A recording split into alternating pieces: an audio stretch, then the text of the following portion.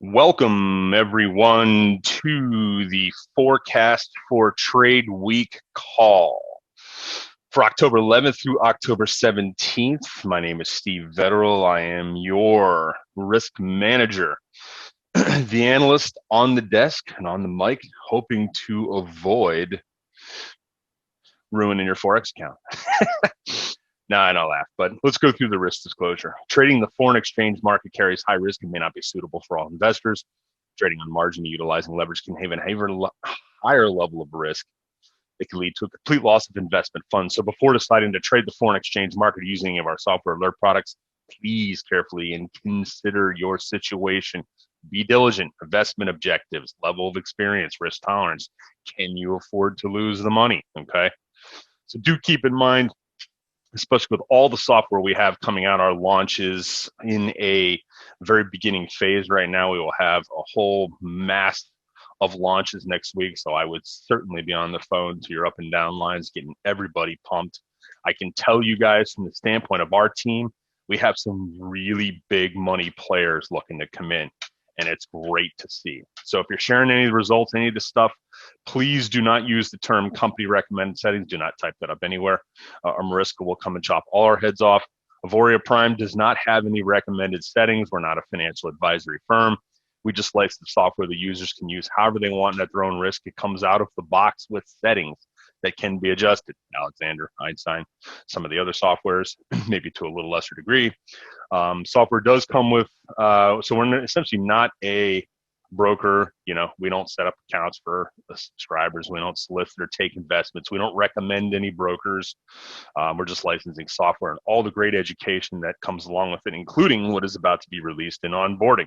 It's going to make it a lot easier for all of us, including yours truly, because all the developers and part of the forward process are going to be doing weekly calls. I actually have a call set up tomorrow at 10 a.m. with Desan, who is the developer of Variable. So it should be an interesting conversation. I'll be able to give you guys some more updates on Tuesday. So today's going to be a really quick call. I've got to actually get out of the office here. My son and I are going to BMW's autocross driving school in about an hour. So we got to skedaddle. So I'm going to go through this real quick. Switch over to Forex calendar. You guys got any additional questions? Not going to take too much Q&A today, but there's really not a lot going on, which is probably, good to see. Give me a quick, if you would, please, before I start rambling and nobody hears me. You guys seeing my screen okay? Are you hearing me okay?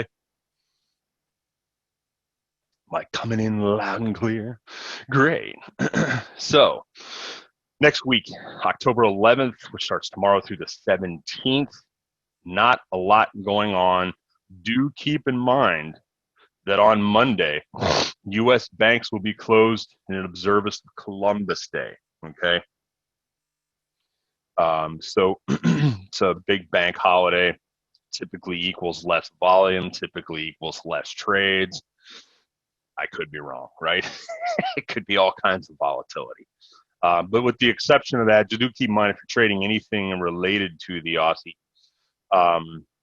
they have some pretty big numbers coming out, including one of their central bankers, Lowe. He's actually a really smart guy. He's going to be speaking on Wednesday, October 14th. So be aware of that. Keep in mind, you guys are looking at times here in Pacific time. This is not Eastern time. So I know that I seem to always forget sometimes to change this. It really should be on Eastern time for this broadcast. But I think the last couple of weeks, always make sure you pay attention to these. Those of you running through news, maybe this isn't as important. I know other softwares down the road are going to allow us to run through news and so forth. But let's go through. I was actually turned off last week. There really isn't. I mean, here's the S&P, but let's start off with the dollar. We had movements essentially back into our range. This is the U.S. dollar on a daily chart, DXY. Each of these represents a single day in this candlestick essentially analysis that I usually do. But looking at just the charts for the U.S. dollar, we've sort of fallen back into the tight range that we were in. Pretty decent move actually on Friday. So it just continues to solidify why, Thursdays and Fridays are typically, juxtapositioning type of days. Usually, as far as international currencies, a lot of times patterns just don't work as well. Technical analysis and different types of trading patterns. Um, so I know a lot do not run on Thursdays or Fridays. Let's take a look at the Euro US dollar. Same thing, seeing pretty big move up, obviously, because this was a reverse of what the dollar did, as was the case with the movement up in the British pound. Now, notice the pound actually broke through a pretty decent um, resistance line, in my opinion, especially a break from getting back into this. So this is one of those situations where Monday I'd be less likely to accept Alexander trades just simply because we've broken through and could really rip up. But everything these days, it seems like it's all taking its cue in terms of correlation, or whether it's perfectly correlated, or obviously a currency pair like the Euro US dollar is perfectly negatively correlated. In terms of movements. So everything's really sort of being led around by the dollar, being led around by, what's going on as far as elections. I think most importantly, one of the biggest undertones in the market right now is just what's going on with the central banks, continuing to try and make the case for a larger stimulus package, thus obviously reducing the debt, or increasing the debt, I should say, of the U.S., thus reducing the value or adding a negative devaluing factor to the U.S. dollar. So I've talked a lot about this. I sound like a broken record probably this whole summer, but I continue to see the dollar lower. For those fairly new, and I know we've got a lot of new subscribers joining us, welcome, guys. So I always want to try and look and help out. And, obviously with the other softwares coming out, we've got some fabulous products that are going to be hitting the street soon. A little less required in terms of, the technical analysis I do. But regardless, my goal for all subscribers, and I don't care, at some point we'll probably have 100,000 subscribers. I just want everybody to know the basics of technical analysis. You're welcome to do a deeper dive. But I think at the very least, as I always joke around with my oldest client, Granny Smith, she always admires when I come to her house and I show her all the technical charts of what's going on with, equities. So anybody of any age, I guess over 5 or 6 years old, can learn technical analysis.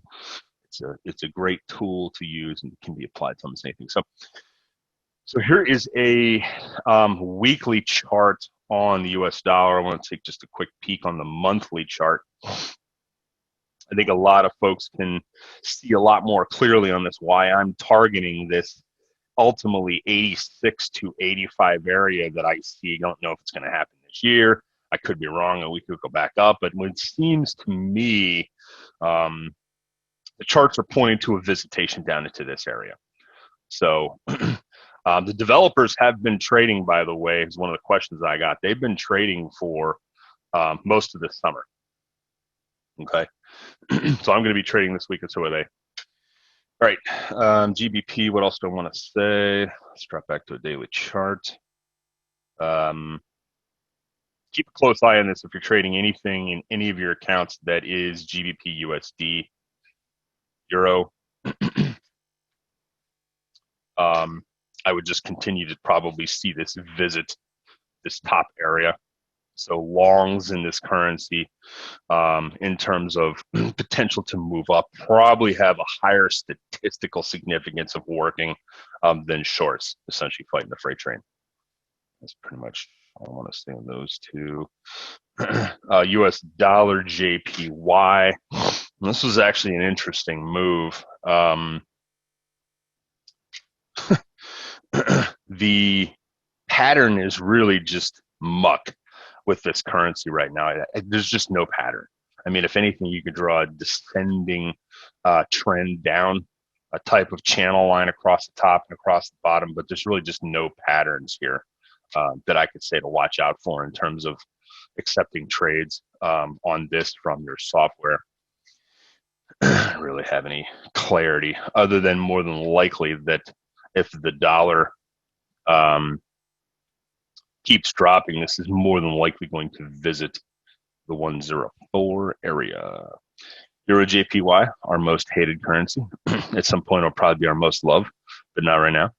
I do see, as the euro rallies and the dollars fall, this area being more of a magnet, essentially getting back. So more than likely, you'll have a statistical advantage for accepting trades on the long side of this currency. All right, a couple questions here, guys, just before I need to take off, which is real soon. In a level 5 drawdown, sell trade on EU, would you recommend starting to accept buy trades to attempt a hedging? Okay, Damien, do me a favor, go to my channel. I have a exhaustively long write-up on strategy surrounding that, and that will help answer that question. All right, so if we don't have any other questions, I'm going to call it, unless anybody's got anything, get another minute, get something in. But I would highly recommend everybody read that. If you are going to be continuing to trade Einstein or Alexander, I have a very, very detailed write-up that number of the developers and or some of the high-level R&D guys at Auvoria helped me construct. Expectations around Brexit, I have nothing to say around that. The rumor mill is swirling big time. I think a lot of foreign entities, if you will, in any sort of structure are going to be watching our elections very closely, including the Chinese. So all eyes on DC. So as everybody else is probably getting sick of hearing, if you're not registered to vote in the US and you are of voting age, go register and vote. Very important as a citizen. The write-up is on the weekend that I post, and the team video produces this, and they usually get it up on Saturday night onto the back office in Auvoria.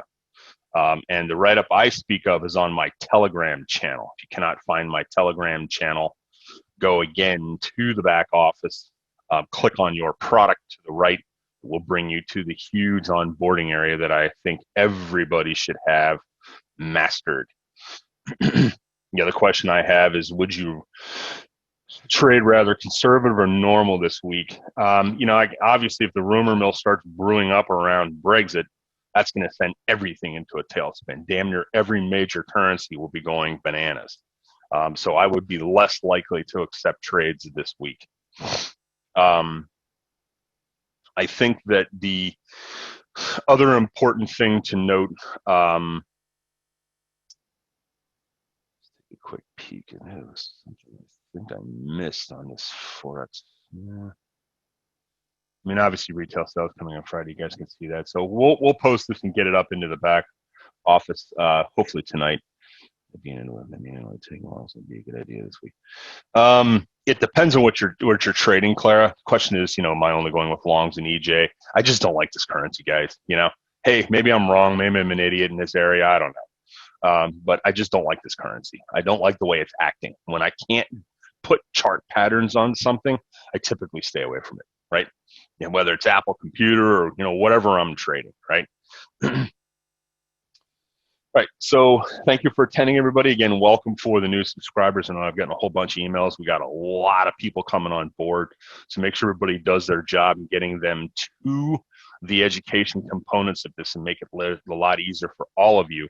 I do wish everybody a great weekend. Shout out to Eddie Van Halen. We miss you, brother. Rest in peace. May the trades be with you.